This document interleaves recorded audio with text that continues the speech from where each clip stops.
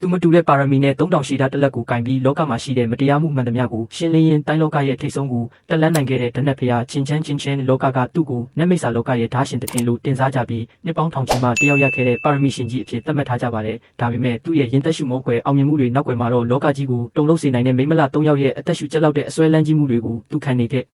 ရပါတယ်။ပထမတစ်ယောက်ကတော့ဖန်ချန်ဖန်ချန်အင်ပါယာတစ်ခုလုံးကိုစိုးစံတဲ့ဘရင်မကြီးပါသူမဟာချင်းချမ်းနဲ့အတူရှိနေဖို့အတွက်ဆိုရင်သူမရဲ့မောင်မယ်မိတန်သုံးသူညကိုဖျက်သိမ်းဖို့တင်မကပဲအင်ပါယာတစ်ခုလုံးရဲ့တည်ငြိမ်မှုကိုပါလောင်ကြီးထပ်ဖို့အစဉ်သင့်ဖြစ်နေသူပါ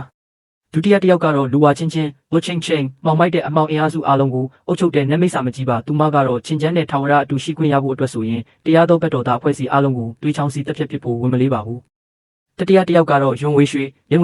ချင်းချမ်းရဲ့ဆရာဖြစ်ပြီးနတ်ဖျားမတပါလို့အေးဆက်လုံးသူပါသူမဟာချင်းချမ်းနဲ့အတူတရားထိုင်ကျင့်ကြံနိုင်မှုအတွက်နှစ်ပေါင်း300လုံးစောင့်ထိန်လာခဲ့တဲ့ကျင့်ကြံခြင်းတောင်လုံးသားကိုတောင်ရိုက်ခွဲပစ်ဖို့ဆုံးဖြတ်ခဲ့ပါတယ်ဒီလိုအစွဲလန်းကြီးလုံးနဲ့အချစ်တွေကြောင့်ချင်းချမ်းတစ်ယောက်စေရောကိုပါနွမ်းရလာပြီးနောက်ဆုံးမှာတော့တပါလောကနတ်မိတ်ဆာအေကရစ်နဲ့တိုက်ခိုက်တဲ့တိုက်ပွဲကြီးတစ်ခုမှာအတူတူတည်ဆုံသွားခဲ့တဲ့အောင်အကွက်ကြဆက်လမ်းစဉ်ပြီးတေချာဟန်ဆောင်ခဲ့ပါတယ်တေချာဟန်ဆောင်ပြီးနောက်ပိုင်းမှာတော့ချင်းချမ်းဟာဝန်အာနူဆိုတဲ့နာမည်ပြောင်းကဘာမှမရှိတဲ့တောရွာကချင်းဖုံဆက်ဂိုင်းငယ်လေးမှာထင်းခုတ်ရေခတ်တဲ့တာမန်အစီခံတယောက်ဖြစ်ပျော်ရွှင်စွာပုံအောင်နေခဲ့ပါတယ်ဒါပေမဲ့ကံကြမ္မာကကြီးစေခြင်းတော့တရက်မှာတော့အဲ့ဒီတကိုးရှင်မိမလ3ယောက်ဟာချင်းချမ်းရဲ့တည်ဆုံမှုကိုပြန်လည်စုံစမ်းဖို့အတွက်ပူးတွဲစုံစမ်းရေးဌာနချုပ်ကိုတပုံးနေတဲ့ချင်းဖုံဆက်ဂိုင်းငယ်လေးမှာလာရောက်ဖွင့်လှစ်ဖို့ဆုံးဖြတ်လိုက်ကြပါတယ်သူမတို့3ယောက်လုံးဂိုင်းကိုရောက်ရှိလာတဲ့အချိန်မှာတော့ငကားအရှိန်ဝါနတ်မိတ်ဆာစွမ်းရည်နဲ့အေးဆက်တဲ့ဓာအရှိန်ဝါတွေကြောင့်ဂိုင်းသားအလုံးတူးထောက်အရှုံးပေးခဲ့ရပါတယ်။ချင်းချမ်းလဲလူအုပ်ကြားထဲမှာခေါင်းငုံပြီးပုံနေခဲ့ပေမဲ့ထူးဆန်းတာကအဲ့ဒီတကိုးရှင်မိမလ3ယောက်ရဲ့အကြည့်တွေကလူအုပ်ကြီးကိုကြော်ဖြတ်ပြီးချင်းချမ်းရဲ့ရိုးရှင်းလာတဲ့မျက်နှာပေါ်ကိုကွက်တိကျရောက်လာခဲ့ပါတယ်။ချင်းချမ်းတယောက်လမ်းဖြတ်သွားပြီးသူ့ရဲ့မိုးကြိုးလူမြောက်ချင်းပညာနဲ့ထွက်ပြေးဖို့အထိတွေးလိုက်မိပါတယ်။ကံကောင်းထောက်မစွာနဲ့ဂိုင်းချုပ်ကခီးဦးကျူပြုတ်လိုက်လို့သူတို့အကြည့်တွေလွှဲသွားခဲ့ပြီးချင်းချမ်းလဲတပြင်းချနိုင်ခဲ့ပါတယ်။ဒါပေမဲ့မင်းနေခဲ့ဦးဆိုပြီးသူ့ရဲ့ဆရာဖြစ်သူယွန်ဝေရွှေကလှမ်းတားလိုက်ပါတယ်ယွန်ဝေရွှေကချင်းချမ်းကိုရှစ်ထွက်ခိုင်းပြီးနာမည်နဲ့အသက်ကိုမေးမြန်းပါတယ်ချင်းချမ်းကလည်းတာမန်တော်သားလေးဝန်အာနူအသက်18နှစ်မိသားစုစင်းရဲလို့ထမင်းဝါစားရအောင်ဂိုင်းထဲဝင်လာတာပါလို့လိညာဖြစ်စုခဲ့ပါတယ်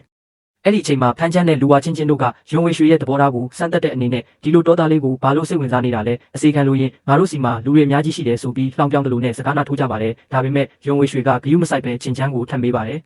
မင်းစီကဘာလို့ထင်းခိုးနှံတွေရနေတာလဲချင်းချမ်းတယောက်စိတ်ထဲမှာငါကနေတိုင်းထင်းခုတ်နေတာထင်းခုတ်နဲ့မရလို့ဘာနဲ့ရမှာလဲလို့ချိန်ဆနေမိပေမဲ့အပြင်မှာတော့ရိုးရိုးတေးတေးပဲကျွန်တော်မျိုးကထင်းခုတ်တဲ့အစီခံမှုပါလို့ဖြေလိုက်ပါတယ်။ဒါကိုယွန်ဝေရွှေကမတင်ကစိတ်နဲ့နောက်ဆုံးစမ်းသပ်ချက်တစ်ခုလုပ်ခိုင်းလိုက်ပါတော့တယ်။ထင်းခုတ်တာဆိုရင်ဟိုးကဓာတ်စွမ်းအင်စမ်းသက်ကြောက်တုံးကိုတွားပြီးပစိန်နဲ့ပိုင်းဖြတ်ပြဆန်းအဲ့ဒီကြောက်တုံးကအတွင်းစီးတပည့်တွေဓာတ်စွမ်းအင်စမ်းသက်ဖို့သုံးတာဖြစ်ပြီးတာမန်မော်လက်နက်တွေနဲ့တောင်အစိမ်းရမထင်နိုင်အောင်မာကျောလာတဲ့အရာပါဒါကိုတာမန်စီကန်တယောက်ကိုပိုင်းခိုင်းတာဟာမဖြစ်နိုင်မှန်းတိတိကြီးနဲ့စမ်းသပ်နေတာမို့ချင်းချမ်းတယောက်ရင်တထိတ်ထိတ်နဲ့အရှင်မြတ်